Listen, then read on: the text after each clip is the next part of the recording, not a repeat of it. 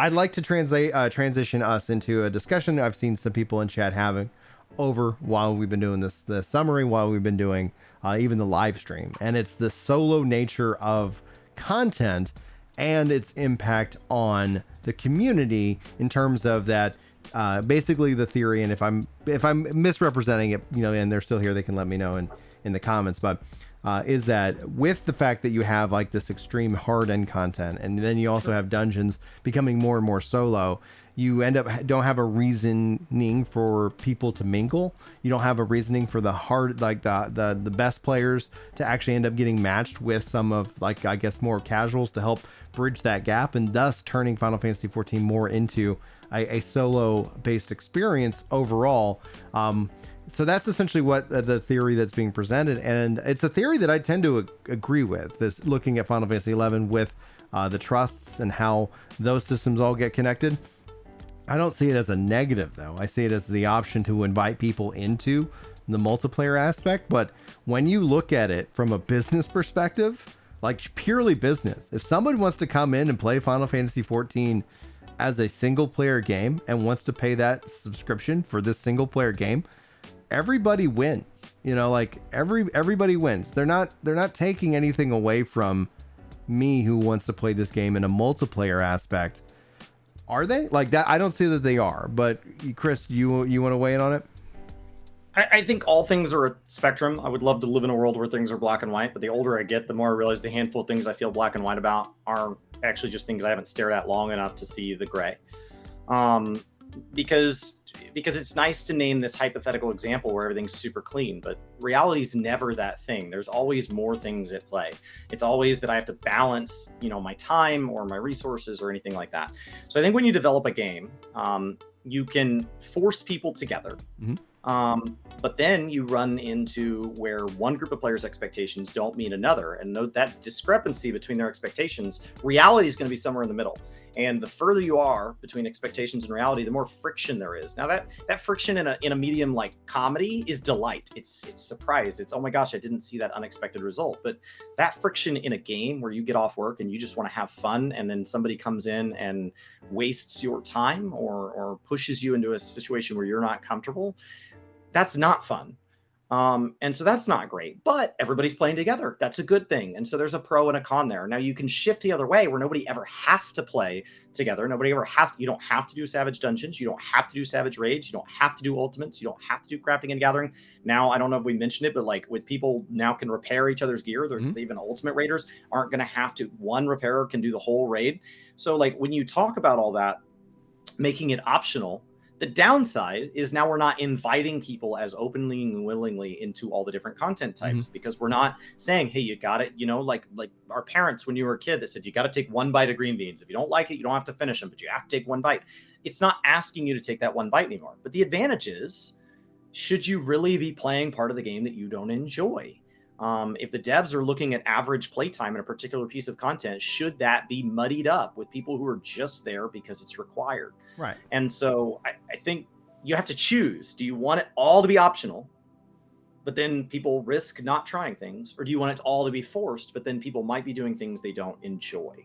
Yeah, and that's why I've kind of fallen in, especially with 14, on its built-on player choice, so that you as the player, and that's where the one weakness I see in 14's offering right now is the hybrid of what do you do between 1 and 4, in terms of that dungeon MSQ. And I see this, I talked about this as a parent. I would have Maddie play this game with me if we could duo a dungeon, bring in the trusts, etc. And so as soon as that system kind of comes into play, that's something that I can see us doing, because at the end of the day, like, it's an online game. I would have to turn off a lot of things. I don't want her to see chat, like, sure, in the risk of somebody deciding to be a jerk, which in this game is very rare. You find that kind of friction and that kind of like animosity on the internet online more than you do in the game, the way that 14's chat and reporting systems police. But I'd rather not have to report anything. I'd rather just avoid it outright. But she's not going to play solo, because I'd like to be there with her. Like that's essentially kind of a thing that I'd like to have experience. Or, maybe as more kids, as my kids get older, eventually we have our own static. Eventually we have our own team. But I'm talking about this as a middling gap. But I also have seen in the conversation with spouses, people who play together, and they're like, yeah, the game kind of has you team up and then break up and then team up and then break up. It's like a high school teeny bop drama, in terms of like how the content's structured. And I'm hoping to see more of that hybrid, so that, like with the variant dungeons, like all of a sudden it's like, you want to do this as a duo? Not a problem. Let's have some fun. Let's just play around in this space and go ham. And so then as the player, you're not necessarily sitting here being excluded from the vast majority of content. And that's where I see also in terms of like where I've seen people make the argument that Savage should be clearable, that Ultimate should be clearable by everyone. And I go, that's not the point of them. Like not everything's going to be made for you. And that's the thing, the strength of the MMO. It should offer a wide range of content for everybody. I felt that certain avenues within 14 have been lackluster, and that's where the variant and criterion dungeons, I think, are going to fill in that gap for me. That's not going to be that you're going to have to agree with me on that at all, but there are things that they do. Glamour is not my end game. It never has been. When I see that said, I go, that just doesn't speak to me. Like it just doesn't, it is not the thing that keeps me subscribed. But the things that do are, I'm like, this is really good. This could use some work, and that's going to go from there. When it comes down to just business and marketing, though, like time and time again, no matter how many people are like, I want that dedicated multiplayer forced game, those players exist. That community exists. That market exists. But that market is not the size that it's going to be financially sustainable in terms of a studio like Square Enix, a studio like this. This is the business thing. My personal hope, though, that I'll keep hoping, and got a lot of disappointing news based off of recent interviews with Yoshi P, and disappointing to me. Not I'll cover it here on this channel, on Final Fantasy GP in the future, but the Final Fantasy XI I think would be a perfect pairing for that kind of content. You want that forced multiplayer. That's this game. It's all under one sub, which they said they're going to look into, but we don't have an ETA on it. I think essentially that could be a perfect option for that, because that market exists. That market is just not going to be the size of, solo players. And if any amount of solo players get converted into kind of a multiplayer aspect, I think that's a win. I think that's a win for everybody. We all change over time. I consume games differently. You could check in at each 5 years over my life, and I consume games differently. So thank God I'm not locked in at one of the previous, kind of chapters of my life. You can continue changing. And so with a game like this, it's old enough that there are people who started this game as one type of player and may have changed to a different type of player. And that's okay. And the game still has room for you. So I think that's a good thing. I think Savage is designed, Yoshi P has said, it is designed to be cleared by anyone, but that does not mean it should be clearable by everyone. Those are two different things. Mm-hmm.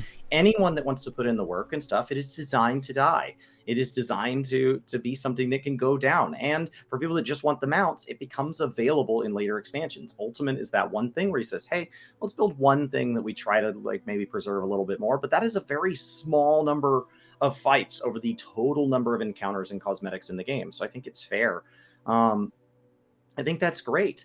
So I think that they've done a better and better job accommodating more types of players. Sometimes that feels like if you were only interested in a particular portion of the game, that your portion got a little bit smaller. But I think as we look at patch 6.2, it feels like each individual little wing of the game has gotten a little bit bigger. So I am really excited to see where we go from here. Yeah, absolutely. I think overall the future is way more, I guess, exciting for me as a longtime player of this game. And as Chris and I've had these conversations, as we've like, hey, we're just kind of chatting at the end of the day. I'm like, I'm just kind of curious, like what investment content is there going to be once I hit Omni 90? And I've proposed like things and systems that I would like to see, because I love XP. Like if XP didn't lose value, I think that would be thrilling for me, and maybe at the same time dangerous to me, because maybe that's when I'm not stopping. Maybe I could, Brian, you need to take a break, but I got to get this XP bonus. Like that's essentially the something that speaks to me. I'm very excited to see with this in 6.2 as another thing that essentially is, I've just never really been interested in Savage as much. I've done it in terms of when I get invited, but now I'm excited to see what variants do, what I can kind of play around with, and what kind of fun that they have. And I think that's good. I think and I can't wait to see what's next, because all of a sudden they announced something, and then here they just like doubled it up. Oh yeah, Criterion, it's Variant Dungeons. Okay, we got official name. Oh, but now there's Criterion Dungeons too. Oh, and yeah, the relic stuff. Criterion was Deep Dungeon the first time I heard it. Yeah, exactly. So now it's not only not Deep Dungeon coming in 6.3, it's also not the only version of Criterion Dungeons. Yeah. So that's something very interesting. Now, I just want to say a shout out to WG, Fredneck Freddy, Redline Gamer, Red Rocket, Dark Wolf, Psycho, and Cordell for supporting this podcast with their membership over here on Final Fantasy GP. I almost said Ginger JRPG. Well, we're playing around with the name. I'll figure it out. I was like, somebody's like, because originally the name I thought for the channel was Ginger Fantasy, but then I thought I'd just get a wave of like fall, average, yeah. like sometimes Google something before you go with it. Yeah, exactly. Well, yeah. I was like, okay, well, it's like, because I have like with Ginger World for New World, it's like, okay, that kind of works, in that regards. But yeah, we're playing around with that. So thank you guys for that support and making these podcasts possible. Brings it up, makes it go day and date in audio form. So if you guys haven't subscribed to the Crystal Core Radio podcast, I hope that you do so. But if you're watching this as a highlight, we appreciate the likes and the subscribes here over on Work to Game as well.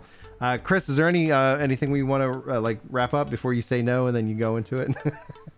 No, but one last thing is that I did hit Omni 90 this week, and for me that opens up a ton of other things that kind of count as experience, going and doing sightseeing, log, descent, and all that. So I look forward to doing all that. And next week on Twitch, July 5th, we'll be starting 2.5 and Binding Coils for me. So I'll be doing all that so that I can get through Heavensward before patch 6.2 in August.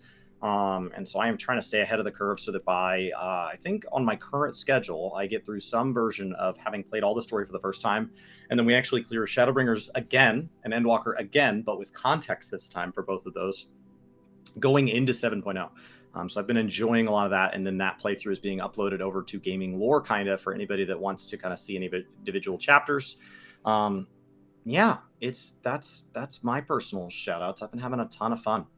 Excellent. Are you planning on jumping into? Are you just going to keep the live stream over on Twitch going for a little bit, or are you wrapping up? Hang out for a bit. Yeah. Okay, guys, I put the link to Twitch over in the comments here. So if you guys haven't and aren't following over on Twitch, Chris, and actually technically I'll be live for just a few minutes before I go and take this and bundle it up and turn it into the MP3 and into the Work to Game highlights. So that's what I'm going to do a little bit this morning. And then I might play some New World, but I'm also going to be on the ACG podcast and then a roundtable. So today is the day of a lot of talking for me. So I need to get some coffee, need to get some water, going to have a good old time. So we're going to go ahead and wrap up podcast and this stream itself. So go check out and follow the link if you guys haven't already. Appreciate all the lurks, especially over on Twitch as well. But yes, for the Crystal Core Radio podcast has been Brian and Chris. Thank you so much for tuning in.